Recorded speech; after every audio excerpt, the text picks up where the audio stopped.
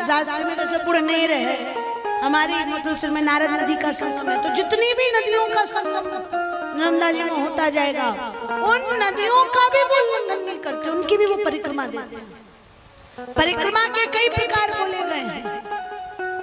अब चूंकि परिक्रमा की बात आ ही रही है तो मैं वो भी आपको वर्णन कर दूं। नर्मदा परिक्रमा कई प्रकार से होती है और एकमात्र विश्व में एक ही नदी ऐसी है मां नर्मदा जिनकी परिक्रमा दी जाती है या दी जा सकती है। अन्य कोई नदी की परिक्रमा का विधान नहीं। सबसे पहली और सबसे उत्तम परिक्रमा महर्षि मार्कंडेय करते हैं, जो सिर्फ महर्षि मार्कंडेय ही कर सकते हैं, उनके अतिरिक्त कोई और कर भी नहीं सकता। वो बड़ी सूक्ष्म परिक्रमा है। आप देखो जगह जगह बांध बन गए हैं, नहरें हैं, तमाम दिक्कतें हैं, परंतु महर्षि मार्कंडेय वही परिक्रमा देते हैं जिसमें नर्मदा में मिलने वाली नदियों का भी उल्लंघन ना हो। तो वो पहली परिक्रमा का प्रकार है। दूसरी परिक्रमा कौन सी होती है? आप लोग जो देते हो वो जिलहरी परिक्रमा। कुछ तो महात्मा जिलहरी परिक्रमा देते हैं। वो कैसे करते हैं? जैसे वो चले पहले कहाँ? अमरकंटक से चले, समुद्र तक आए, फिर वापस समुद्र से लौटकर अमरकंटक जाएंगे, फिर वहां से चलेंगे तो उत्तर तट चले, फिर समुद्र आए, फिर लौट करके दोबारा अमरकंटक जाएंगे। तो ये जो परिक्रमा होती है, समुद्र लंघन नहीं करना, ये होती है जिलहरी परिक्रमा। फिर उसके बाद आप लोग जो करते हैं वो तो समुद्र में नर्मदा जी को फिर पार करते हैं एक बार।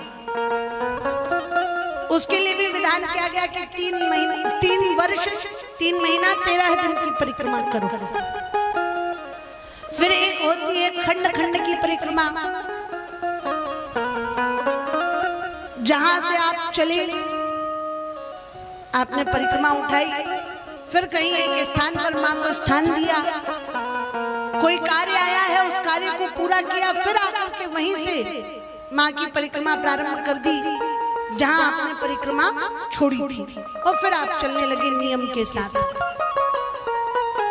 ये हुई खंड खंड की परिक्रमा। एक महात्मा है, उनने मुझे बताया था एक परिक्रमा और होती है, उसको कहते हैं हनुमत परिक्रमा। जैसे हनुमान जी उछल कूद करते रहते हैं, इस तट से उस तट, उस तट से इस तट। विधान तो ये कहता है कि भाई उल्लंघन ना करो परिक्रमा में, परंतु कुछ लोग जो भी नए नए ही नर्मदा में निष्ठा कर रहे हैं या जिनको ज्यादा बंधन प्रिय नहीं है, तो उनकी भक्ति कहीं से तो मां नर्मदा के प्रति प्रारंभ हो, तो इसके लिए भी हनुमत परिक्रमा बताई जाती है।